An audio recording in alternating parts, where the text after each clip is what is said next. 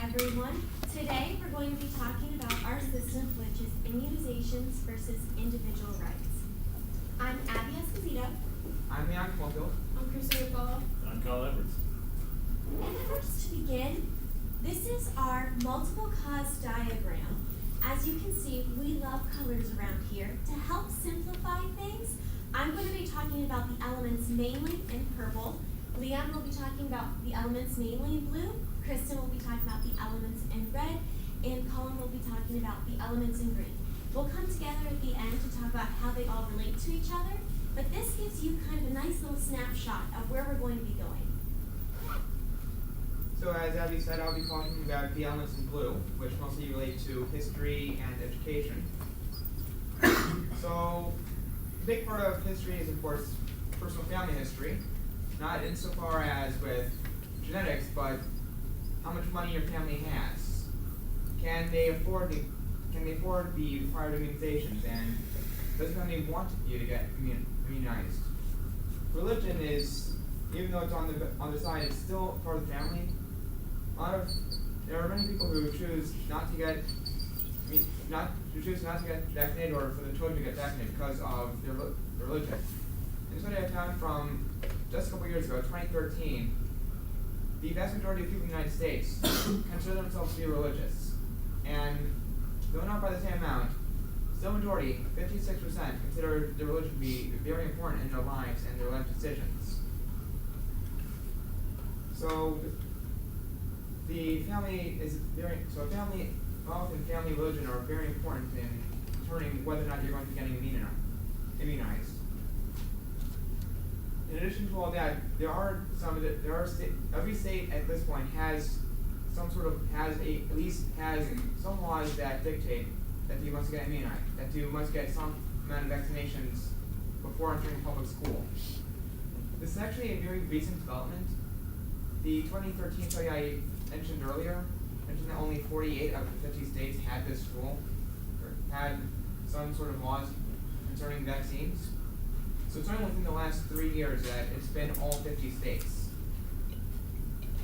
And this goes well into the next part, which is going to, and the same laws go very well into the next part, which has some of these sports requirements. Okay, so I'll be talking about the sports-related elements to our problem. So there are specific immunization guidelines for athletes. Now, when I say this, there's a general uniform of rules that all athletes need to have certain vaccines done before participating in sports. And this is kind of, a nationwide type of thing, obviously to be safe. So the risk-benefit analysis to pro athletics is the same as a school. What they would require you to play school sports or however that is. Now, when traveling internationally, this is when it gets tricky. So obviously, there's a lot of worldwide outbreaks that have happened in the past and will probably happen in the future, involving health-related issues. So if you're traveling internationally for a sport, there are vaccines that they require you to have before you travel out. A lot of them are, I guess you cannot be forced to get a vaccine, so a lot of them are a little iffy. Some people get them, some people don't. They require you, or they tell you that it's best if you do get them all, traveling internationally, just because there's a lot of unknown things out there. A couple things brought up in my research was like yellow fever, a thing called tick-borne encephalitis. I don't know how to say it. So, like you said, there's a million things out there that we aren't really familiar about, so we can't make those changes. So they require that before you go over there. So infection in athletes is a lot higher than a normal person. This has to do with contact sports. There's a lot of contact sports that have more contact than others. For example, wrestling has more contact than baseball. Just things like that. And it is higher in athletes. The the infection risk is a lot higher in athletes due to that. And also contact with your teammates. You share the same water bottle. In the locker room, maybe you pick up their shirt instead of yours. So there's a lot of things that go, on behind the scenes of athletics and how germs are spread and how, people get these sicknesses. So like I said, there are a uniform to, what you need and what you don't need. And these are all ages across the board. And when I say timing is everything, this is meant to be as, so timing is everything in the sense that you don't want to affect your performance. So the time you get your vaccines, you don't want to do during training season. So like any Olympic athlete, they're very strict to, how they train and what they put in their body and what they, let out of their body. So in that sense, you don't want to get a vaccination when you're ready to go compete in the Olympics, because you don't know what's going to happen to you after. There's a lot of things that we don't know how they're going to affect our body and how they're going to affect our performance. So timing is everything in that sense. Stay clear and make sure it's not going to affect you, before or after your performance. So you need to, be careful about that. And there's obviously side effects. So we don't know the side effects to vaccinations. Some of them we don't. Other people will react differently. So that's very important to keep in mind.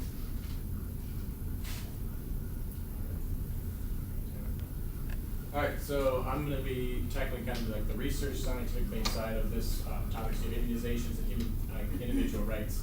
A lot of this comes down to is like, where does the research come from? What is the information we're getting? Where does it come from? Things like that. So one of the first topics we have, the doctor-based influence, funding, all kinds of research can affect many different things. We go down here into state laws, outbreaks, way back into research, then over talking about media, which Abby will talk about here in a little bit.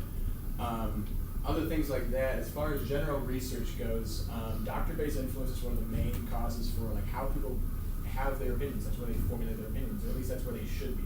The doctors are giving us advice based on the research that's being done. As far as general funding goes, $1.4 million is allocated towards research funding for vaccines.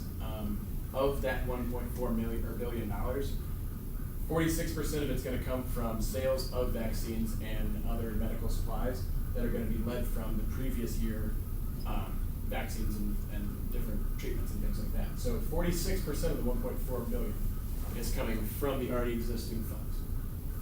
You're then going to have another 36%, which is going to come basically from like taxpayers. This is where you guys are paying tax. It's going to be drawn out of those funds that are coming into government. That's going to be drawn. So only 36% of that money is actually going to research funding and development. So the process of that is you have the research, and we all know how expensive medical treatment is, how much medical research costs.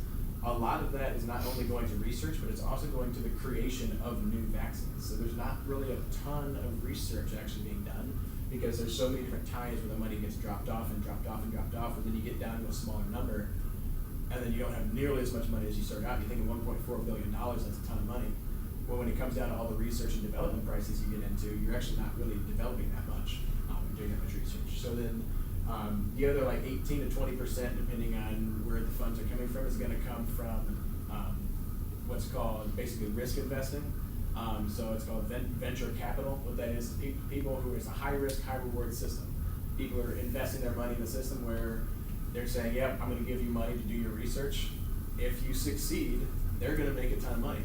And if you don't, then it basically just continues to roll over, and they keep adding to it until they're betting on you basically to research and find something that's going to be sold for a good price. As far as the general things, so you have doctor-based influence affecting people's opinions and things like that, as well as media and other things. That ties right down into sports, and that ties right down into history. How you can see the general trends of how vaccines have become popular and have kind of went by the wayside because people are scared of them. They do a lot of good. As far as the general like trend of it, the MMR vaccine, which is a very common vaccine, 1 in 30,000 people who obtain the MMR vaccine are going to end up with what's called a platelet reduction. That's going to be the first side effects you're going to see due to a platelet reduction. Side effects you're going to notice, but it comes down to 1 in 30,000 people who obtain that vaccine, and you're going to see about a 1 in 2,000 if you don't have the vaccine and you were to obtain measles. 1 in 2,000 cases of measles die. So you have a chance of taking the vaccine being that 1 in 30,000 people, or the 1 in 2,000 if you don't get it, you can end up contracting the virus. You would end up losing your life. But in reaction, you could just deal with some side effects and a very small possibility. Other things that you have is the DTaP, which is another common vaccine. Everybody's pretty much familiar. That's going to cover diphtheria, tetanus, and whooping cough. Those other things, I mean, you have prevalence rates. Diphtheria is fatal in 1 out of 20 cases. You're looking at a production rate of 1. As far as those general things, you're looking at 1 in 14,000 people who obtain those vaccines actually see adverse side effects. So the side effects are very, very small. When you look at a population in the United States of America, all of those things, you have a population of 318 million people. So out of that amount of people, you're looking at 1 in 30,000, 1 in 14,000 from obtaining those vaccines. That's your chances of actually having an adverse effect. So having the research base, being able to publish this research and put it in a sense that we need to put the right information forward. We need to put the right knowledge into people's brains. That's going to come down to a lot of things, and that's going to be one thing that Abby talks about as she goes through the meeting.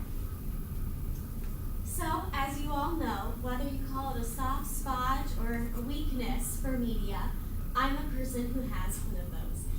I'm blessed that I've been able to work in many different media platforms and avenues, and the one I'm currently working in is ironically for a medical magazine. Now, I do a little more writing on making catheters sound sexy than about the controversialness of vaccines, of course. However, this little insight has allowed me to see how the information from research and everything else kind of gets filtered through the media, how it affects the public views, the money the media makes, and ultimately the parent's decision at the end of the day whether or not to vaccinate their child. So, as you can see, research leads into the media, and the media leads to the public views. The media impacts what the public thinks so much that according to the Pew Research Center in 2012, 87% of Americans said that they consult mass media sources. Mass media would be your CNN, Fox, ABC, those types of things, for their scientific research and medical know-how. So that's about 87% of the American population. However, the media, the mass media itself, according to the Pew Research Center and the exact same study done in 2012, 31% of mass media companies admitted to disregarding scientific research if it did not align with their agenda or advertisers' views. That's almost 1/3, and that's only the mass media companies who admitted to disregarding the scientific information. Imagine what the number would be if it was actually the true amount of mass media companies who do disregard this information.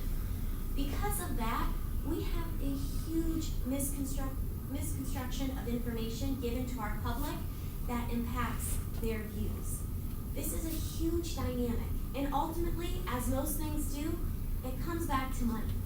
At the end of the day, for the free press in America, it comes back to who's paying the salary and who's encouraging what message to come across within our country. Of course, there are good media sources who do not abide by this, but we're talking about the mass media sources that have their hands in a little bit of everything and impact more of our information than what we honestly can realize. So yes, research does impact media, but not as much as it should to get the true information. And ultimately, at the end of the day, media can influence not only what parents' views are, but the overall public views, which many take in consideration just as much as a written article would. So, all of these elements work together to bring you back towards the main cause, which is parental choices about their children getting the immunizations. For the sake of our system, this right to choose vaccines does not lie with the children at this age, since most vaccines are given to children under 18, if not under the age of 10. So that's why for this case, the choice lies with the parents. These are our references we consulted, and thank you for your time and attention.